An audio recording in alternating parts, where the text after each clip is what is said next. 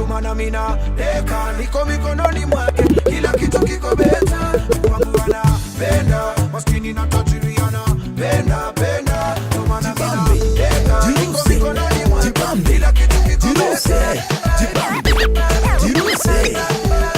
Mungu wetu ndio the real Jaduong Mungu wangu the real Jaduong au wengine kama tudhigiridi Jehovah is the real Jaduong au wengine kama tuochungulo Chesa kadigirista Chini kaochungulo Chesa kadigirista Chini kaochungulo Kile kisida unaona ni kikubwa kwake ni kadigiridi Shida yako kwake kadigiridi magonjwa mbele zake kadigiridi Sijusi Nebukadneza amefanya ndiye mfalme madumu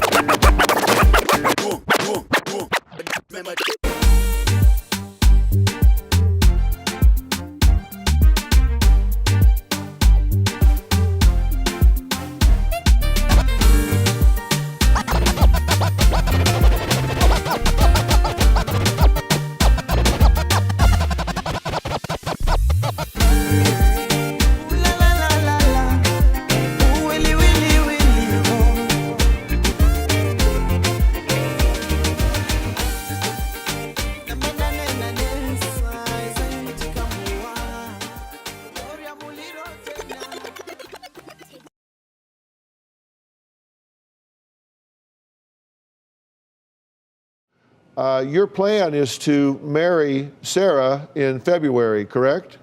Yes, of course. Are you aware that she is married, and how do you feel about that? Yeah, I'm aware about that.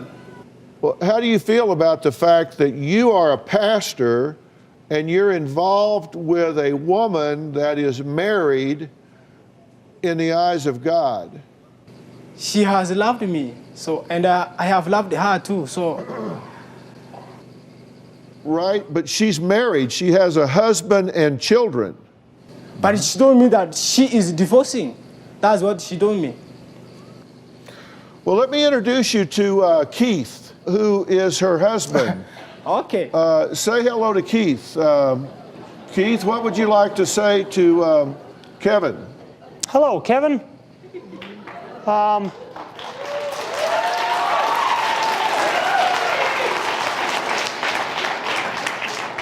All of this stuff you're talking about, you're a Christian. I don't know what Bible you guys are reading, but the one I read says that it's one man, one woman. You don't covet your neighbor's wife.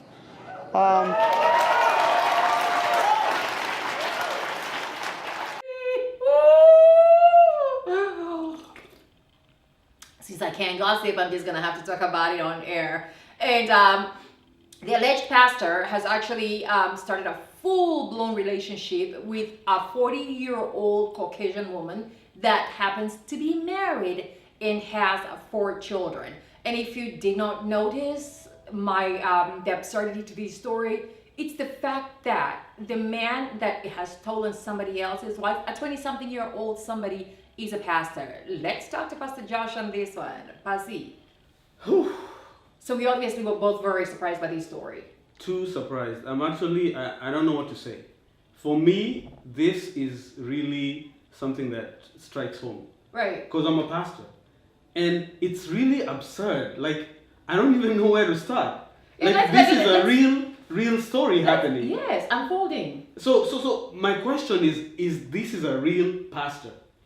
Okay, that's exactly what I was going to ask you. Because I just want to know, what do you think about all these clowns, basically, that abuse the office of a pastor? Because he's a 27-year-old man that apparently is a pastor, and dude is actually going to go on national TV under the office of a pastorship, trying to justify taking somebody else's wife. Listen, I probably think the allure of, number one, this is a Caucasian woman, yes. white woman. Mm-hmm. And again, this is, I would like to know where his church is. Probably somewhere in the village, but apparently this guy was on national TV. Dude, he was on Dr. Phil. Dr. Phil's show. Dr. Phil's show. I mean, it's really embarrassing, Dorothy. Yeah. To see the extent to which so-called pastors the stuff they're doing nowadays, it's really embarrassing. Yeah, I probably think this guy needs to be, he should be investigated. But I people, would, yeah, what? well, yeah. I mean, for me, I'm stuck at. We should stop abusing these names because you get a small little clown from God knows some Kisii, some Kikuyu, some Jalu, Balu, whatever. And then people just appoint themselves pastor. I just think that people need to spend a little more time really understanding what the office of a pastor is. And I've always wondered why people don't go through the process, getting educated. Because how do you teach people the word while you don't have, you have no training? You know what I'm going to say about that is, number one, I would want to know which church this pastor is under. Dude, there's even no point of finding out what churches, because churches in Kenya are like mushrooms. Because there's apparently a big need for people to be called pastors. Right. Whereby you don't even know what your job is as a pastor. Right. You don't know what your role is in the community, in the church, or whatever it is you do. You think people are just hustling. And it's like, for me, this is a hustler. This is just a hustler. Right. Because you see the stuff he's doing. Right. Like, he's like, hey, this is a white woman all the way from the US. And I made it on the Dr. Phil show. So anywho, all we're saying is, let's keep it real. Let's stop baptizing ourselves and giving ourselves labels, pastors. Because this dude is the furthest thing from a pastor. So, interesting story right here. You all know Jimmy Kimmel, the comedian, right? So Jimmy Kimmel does us a huge, huge favor, okay? He hits the streets to find out what America should do with crooked Hillary.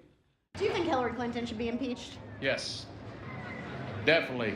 Do you think Hillary Clinton should be impeached? Yes. For what crimes? Really, I'm not a political person at all, so I really have no clue. Well, so, I mean... What would it take for Congress to act now and remove Hillary from office? Well, they really haven't done anything yet, so I think they should get together definitely and say, hey, this, we the people should take care of the people of the United States, and what she has done is wrong, and we should impeach her. Okay, I mean, we need to talk about this. I want to get some understanding on this, all right? Isn't the word impeached an English word? Dorothy? Yes, boo. Okay, is this like a Swahili word, or why don't people know what impeached is? This is why I drink tea. Where is my cup of tea? I think I need tea too. Okay, listen. We are 1 year after the elections. Right. Trump is on TV. Right. Like if not every hour, every day. Yeah, and on Twitter. And on Twitter. Let's not even talk about Twitter. that.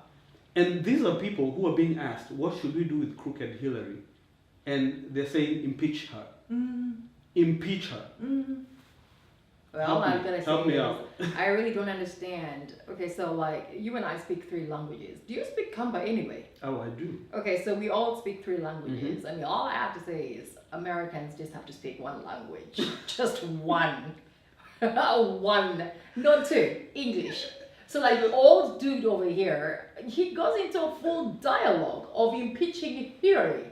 And, okay, so let me get this straight. Probably it's us who are confused. You impeach somebody who's in power. Right. Holding a political office. Okay, so is like Hillary holding any office? Probably she is. She ain't even a senator. She is just a common civilian like the rest of us. I mean, honestly, people need to get information. People need to be current. Okay? No. Watch some news. People just need go to know online, read some news articles, go out there, find out stuff. And before you answer a question, you don't have to answer something you don't know because it makes you look really stupid. Oh yeah. On air. On Jimmy Kimmel. On Jimmy Kimmel, that's Kimmel. national TV. That is national television. Oh man. Let's move on. The Zimbabwe military done had enough of Mugabe and his militia wannabe wife. After ruling for 37 years. I mean, 37 years. And he's firing his vice president, who was vying for the presidential position that should be coming up available. Mugabe fired him. Now, the entire strategy on Mugabe's part was to have his wife inherit. the presidency, I guess after his demise or after his retirement. And the two, and they're actually Mugabe and his wife and family have been under house arrest. But as it would have it, Mugabe was actually out and about yesterday. He attended a graduation. But this is the craziest part about Mugabe. I mean, I attended the graduation and dude was fast asleep. I saw a picture of him dead asleep on camera.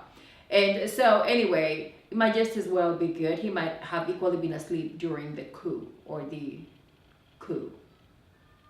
That's the Josh. Dorothy, you know, I think I got into the wrong profession. I should have become a president. You can still be. Cause it seems you're set for life. Right. Like these dudes getting there and they're like, I am not going away. I'm gonna grow old and senile in this position until I have to be taken to the battle. Dude, for real. Like, seriously, how do you become president? In 1980.